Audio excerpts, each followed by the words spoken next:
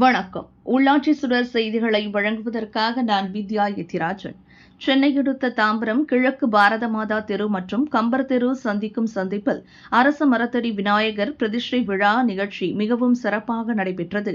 இந்நிகழ்ச்சியில் அதிமுக மேற்கு மாவட்ட செயலாளர் சிட்லப்பாக்கம் ராஜேந்திரன் அவர்கள் சிறப்பு விருந்தினராக பங்கேற்றார். மேலும் முன்னாள் அமைச்சர் TKM சின்னையா மற்றும் முன்னாள் நகரமன்ற உறுப்பினர் கோ மனோகர், மாமன்ற உறுப்பினர் சாய் கணேஷ் உள்ளிட்டோர் இந்நிகழ்ச்சியில் கலந்து கொண்டனர். முன்னதாக நேற்று எந்திர ஸ்தாபனம் நிகழ்ச்சியும், அதனைத் தொடர்ந்து இன்று காலை தைலாஸ்தனம், கணபதி ஓமம், ரக்ஷா பந்தன், வாஸ்து சாந்தி, லட்சுமி ஓமம், நாடி சந்தனம், அக்ரோமம் மற்றும் பூர்ணஹூதி, அபிஷேக அர்ச்சனை, மந்திர ஜபம், புஷ்பம், தீபாராதனை நிகழ்ச்சியும் நடைபெற்றது. அதனைத் தொடர்ந்து பொதுமக்களுக்கு பிரசாதம் அன்னதானமாக வழங்கப்பட்டது.